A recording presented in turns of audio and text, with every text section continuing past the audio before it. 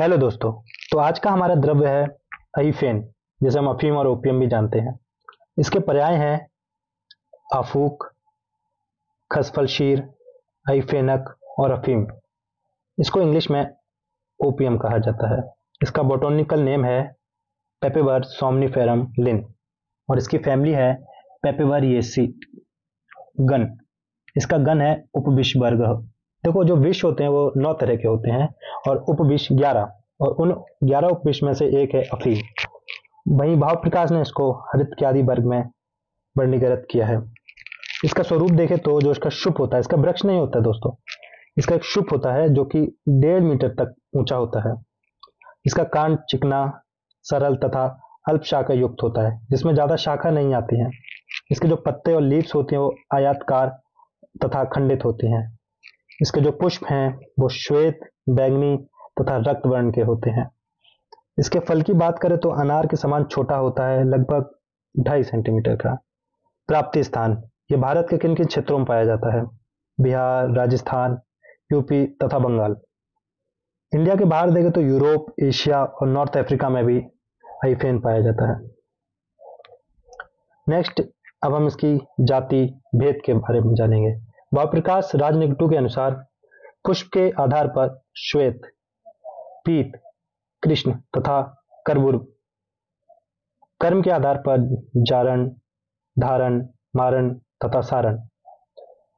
श्वेत वर्ण का अफीम चारण करता है, पीत वर्ण का धारण, कृष्ण वर्ण का मारण तथा कर्बूर वर्ण का सारण। रासायनिक संगठन, मॉर्फिन, थियोवाइन, नार्कोटिन, पेपराइन और स्यूडोमॉर्फिन, ये इसके रासायनिक संगठन है, केमिकल कंपोजिशंस।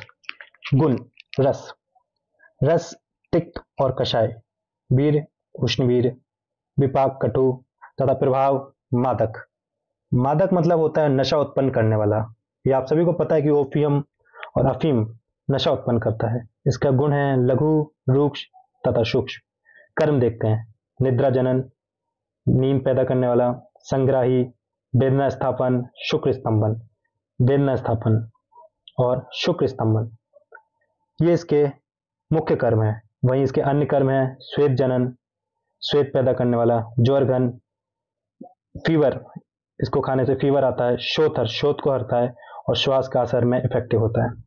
वहीं इसके दोष कर्म देखें तो काफ वत का शामक, कफ और बात को कम करता है और पित्त का प्रकोप करता है। Next page. नेक्स्ट, अब हम इसका प्रयोग देखेंगे।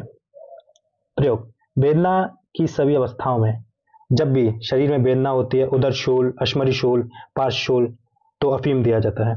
अतिसार में, कुपीली त्वक और मधु के साथ देने से अतिसार में काफी इफेक्टिव होता है ओपियम। शीघ्र पतन के रोगों में भी ओपियम का यूज करते हैं। इसका फल निर्यास जो कि 30 से 120 mg प्रयोग किया जाता है।